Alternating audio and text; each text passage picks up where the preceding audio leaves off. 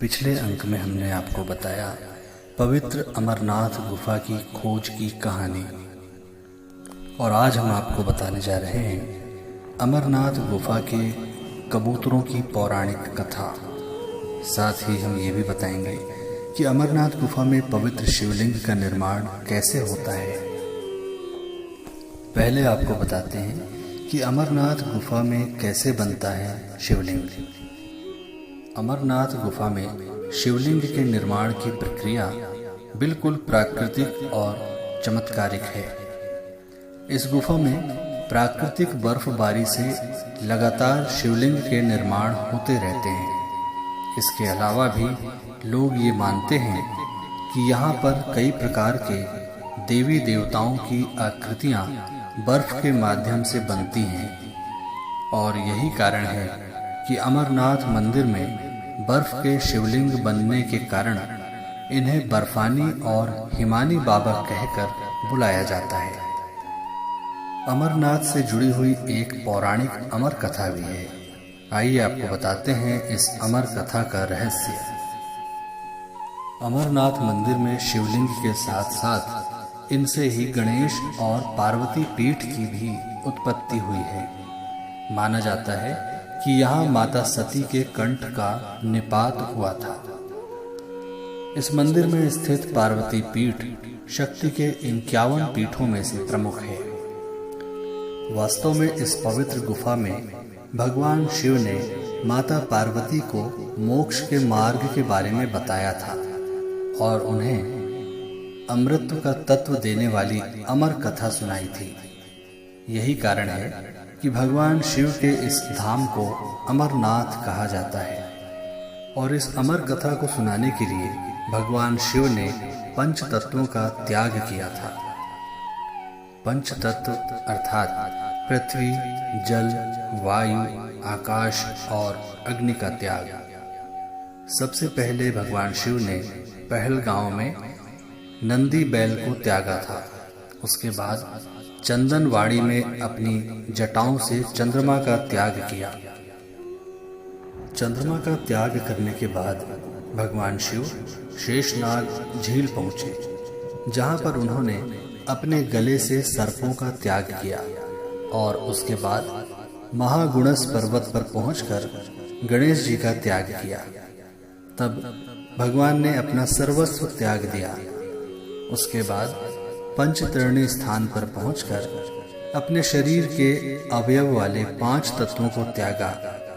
उसके बाद पर्वतमालाओं पर पहुंचकर माता पार्वती को अमृत की कथा सुनाई थी।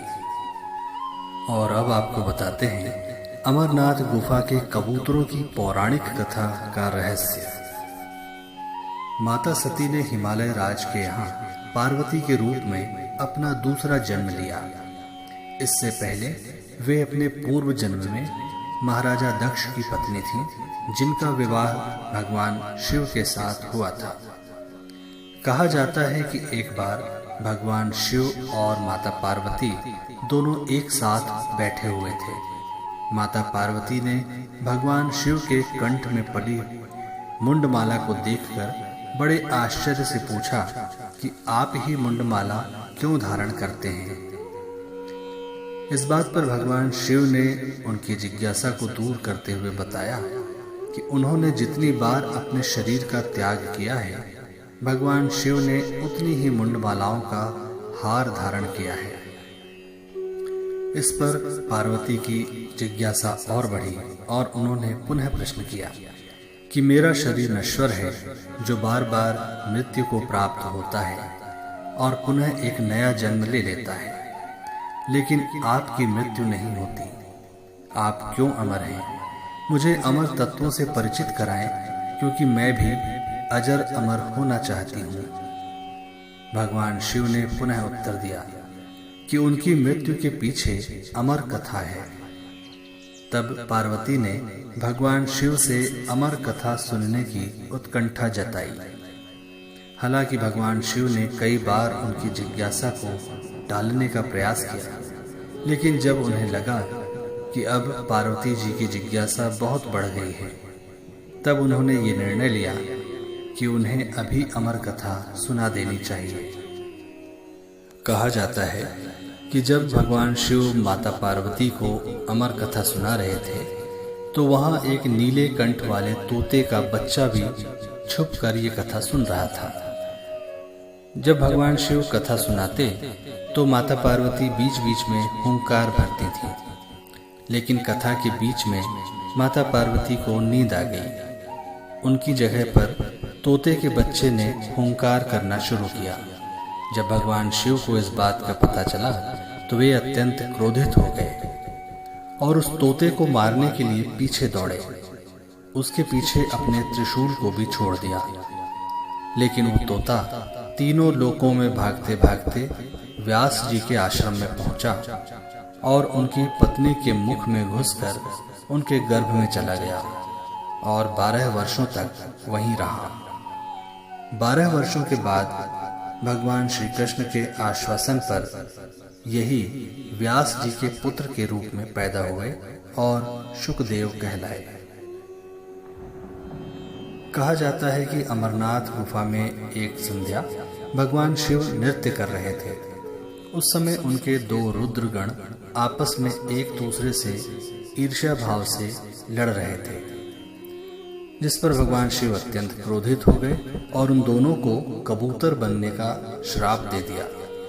तभी से माना जाता है कि ये युगल कबूतर इसी अमरनाथ मंदिर में रहते हैं और अमरनाथ यात्रियों को दिखाई भी देते हैं।